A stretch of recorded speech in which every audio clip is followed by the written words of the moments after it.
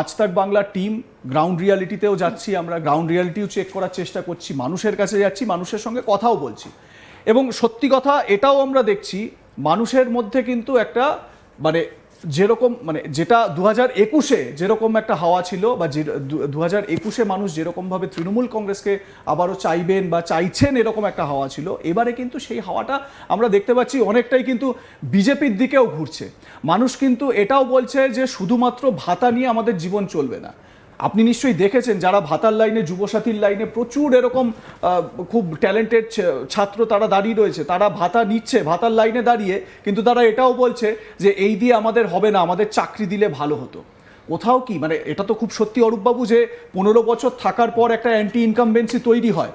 তো এই যে চিত্রটা আমরা দেখতে পাচ্ছি, আমরা জানি না এর বাস্তবটা কতটা সত্যি, সেটা তো রেজাল্টে জানা যাবে, কিন্তু আপনার কি মনে হয় না যে একটা অ্যান্টি ইনকামবেন্সিও ফ্যাক্টর হয় যখনই এরকম পরিবর্তনের একটা সিচুয়েশন আসে? সবই তো বুঝলাম, জ্ঞানের হেন তেন, কিন্তু তাতিন তোমার নামটা তাতিন হলো কেন? নবজলধর পটল থাকতে তাতিন হলো কেন? ভালো লাগছে, 110টার মতো আলোচনা হয়ে গেছে, সবকটাইতে বিজেপি জিতেছে। এই রেজাল্ট আজ তক বাংলার শ্রীবৃদ্ধি হোক, এই রেজাল্ট 4ই মে আমরা খুব রিলিশ করে উপভোগ করব। সেদিনকে আপনারা পারলে আমাদের এই দুই প্রতিনিধিকেই ডাকবেন, আমরা সাথে বসে রেজাল্টটা মিলিয়ে নেব। বেশ, এবং আমি দায়িত্ব নিয়ে এটা বলছি অরূপবাবুকে, আমাদের কাজ কিন্তু যেটা ডেটা আমরা পাচ্ছি সেটা তুলে ধরা এবং অ্যানালিসিস করার জন্য দুজন বিশিষ্ট মানুষ আমাদের মধ্যে রয়েছেন, এবং 4 তারিখ রেজাল্টের পর কি হয় সেই ডেটাও আমরা আমাদের দর্শকদের সামনে তুলে ধরবো। আমাদের কাজ কিন্তু কোনো পক্ষের দিকে নেওয়া নয় বা কোনো পক্ষে থাকা নয়, আমরা যেটা পাচ্ছি সেটা আমরা তুলে ধরার চেষ্টা করছি, এবং আশা করি আপনারা দুজন সেদিনকে আমাদের সময় দেবেন 4 তারিখে, এবং আপনাদের কাছ থেকে আমরা সেই মানে কি রেজাল্ট হলো সেই রেজাল্টের আপডেট মানে ব্যাখ্যাটাও আমরা আপনাদের থেকে জানার চেষ্টা করব। আমি শঙ্কুদেব পান্ডার কাছে আসবো। শুভেন্দু অধিকারী নন্দীগ্রাম থেকে তো এবারেও প্রার্থী, গতবার 1956 ভোটে জিতেছিলেন, সেটা নিয়ে তিনি ফলাও করে সব জায়গায় বলেন। তো অরূপবাবুর দলের তরফ থেকে লোডশেডিংয়ের একটা তত্ত্ব দেওয়া হয় যে লোডশেডিং করে নাকি ভোটে জেতা হয়েছে ইত্যাদি। তো এবারে মানে ফাইটটা তো খুব ইজি মনে হচ্ছে নাকি আপনাদের? বলছি যে শাসক এতক্ষণ চমকাচ্ছে বলে ভয় পেয়েছেন নাকি? শুভেন্দু অধিকারী কাকে হারিয়েছে সে নামটা বলতে আপনাদের আপত্তি আছে নাকি?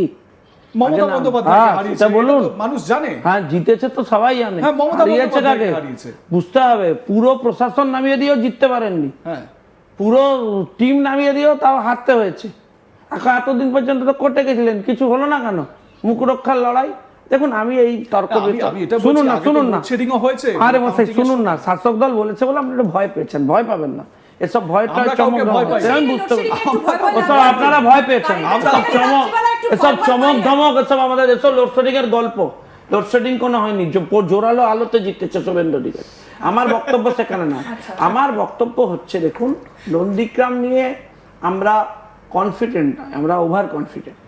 এখন আতঙ্কের কারণ হয়ে দাঁড়িয়েছে ভবানীপুর। তারা ভবানীপুরটাকে টিকিয়ে রাখুন, তারপর গিয়ে এইসব কথাবার্তা বলবেন। আমি দেখুন, এতক্ষণ আপনি বলছিলেন, বারবার অরূপবাবু রিয়াক্ট করছিলেন যে 4 তারিখ। আমার মনে হয় যে 4 তারিখ কি বলবেন সেটা ওরা এখন থেকে বলতে শুরু করে দিয়েছেন, আপনারা মিস করে যাচ্ছেন।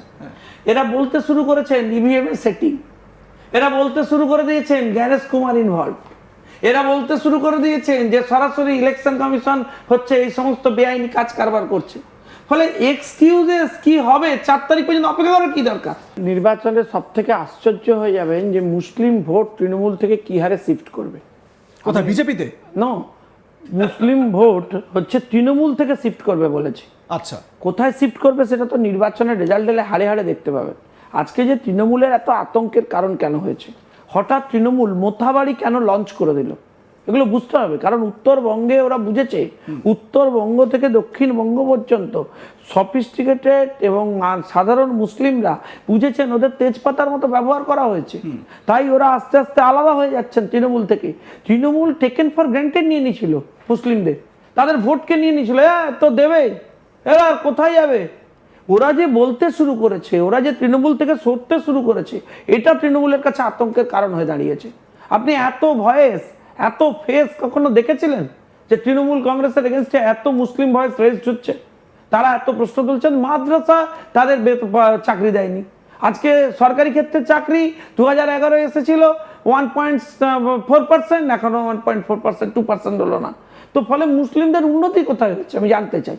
শুধু ভোট নেওয়ার সময় নেবো, আর ওদের উন্নয়নের সময় কোনো কাজ নেই। প্রথমে বললো হ্যাঁ আমি তো ওয়াকআপ আটকে দেবো, দেশের আইন আটকে দেবে। তা সেই তো বাবা ওয়াকআপ করে দিলি। কি করেছিস উন্নয়নটা? মুসলিমদের প্রকৃত অর্থে কি উন্নয়ন করেছে তৃণমূল কংগ্রেস আমি জানতে চাই। কিছু করেনি। এবং সেই কারণে সেই কারণে আজকে মুসলিমরা তৃণমূল থেকে সরতে শুরু করেছে। বেশ, এবারে এই সরে তারা কি মানে এই যে মানে এই জন্য তৃণমূল কংগ্রেস এবং তাদের প্রার্থী মমতা বন্দ্যোপাধ্যায় তারা ভয় দেখাচ্ছে। তারা এতদিন পর্যন্ত এসআইআর ছিল, এখন বলছেন দেশ থেকে বের করে দেবে। এই ভয় থেকেই তাহলে ভোটটা কি ওই যে বি টিম বলে পরিচিত এজিইউপি, এআইএমআইএম এদের দিকে শিফট করে? তাহলে আপনাকে বাক্য কমপ্লিট করতে হবে। বি টিম বলে অভিযুক্ত বাই তৃণমূল, এখন আবার আইএসএফও বলা হচ্ছে বাই তৃণমূল কংগ্রেস।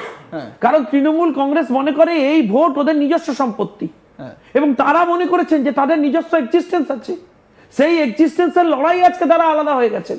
অরূপদার কাছে একটু চাই। অরূপদা, এই যে রাজ্যের 35 থেকে 37% এই যে সংখ্যালঘু ভোট, কোথাও কি মনে হয় যে পোলে মানুষ যেভাবে বিজেপির দিকে ঝুঁকেছে বাস্তব চিত্রটা তাই হবে?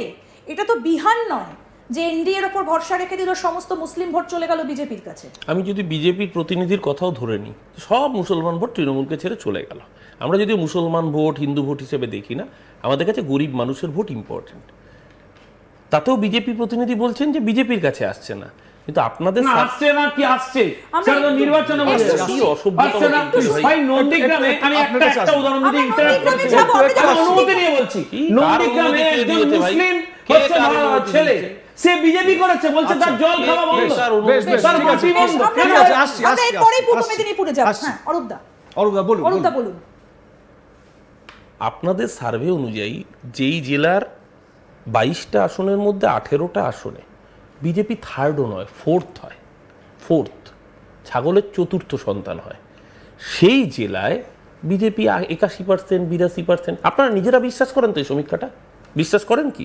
মানে এখনো পর্যন্ত যা দেখালেন তাতে বিজেপির বাইরে তো এটা মানুষ যা দিয়েছে আমরা আরে আমি তো সেটাই বলছি। আপনি দেখাচ্ছেন এতক্ষণ ধরে শুনে যাচ্ছি। আপনি নিজে বিশ্বাস করেন তো যেটা দেখাচ্ছেন, যে মুর্শিদাবাদ জেলার 22টা আসনের মধ্যে 22টাই বিজেপি জিতছে? সংবাদ মাধ্যমের কাজ তো বিশ্বাস অবিশ্বাস নয় দাদা, এটা জাস্ট আমরা একদম এই যে যেটা তুলে ধরছেন, আমরা যে ডেটা পেয়েছি যেটা যেই ডেটাটা আপনাদের মাধ্যমে অ্যানালিসিস করা, যেই ডেটাটা আপনারা পেয়েছেন সেই ডেটাটা আপনার দর্শকের কাছে বিশ্বাসযোগ্য হচ্ছে তো? আপনার কাছে বিশ্বাসযোগ্য হচ্ছে না আমি বুঝতেই পেরে গেলাম। আপনার দর্শকের কাছে বিশ্বাসযোগ্য হচ্ছে তো যে মুর্শিদাবাদের মতো জেলা, যেই জেলায় বিজেপি কার্যত চতুর্থ শক্তি, তৃতীয়ও নয়, সেই জেলায় প্রতিটা আসনে বিজেপি 81%, 82%। এখন জানি না নির্বাচন কমিশনের সাথে ইভিএম এর আন্ডারস্ট্যান্ডিং এভাবে খেলা হবে কিনা। যদি খেলা এভাবে হয় তাহলে অন্য কথা, আর যদি না হয় তাহলে মুর্শিদাবাদের মতো জেলায় সিপিএম ছাগলের চতুর্থ। এই যে আপনি দেখাচ্ছেন ভরতপুর, রেজিনগর, নওদা, হরিহরপাড়া, সব জায়গা নিয়ে প্রশ্ন। আপনার কুচবিহার থেকে মুর্শিদাবাদ কোনো জায়গা নিয়ে প্রশ্ন বাকি নেই।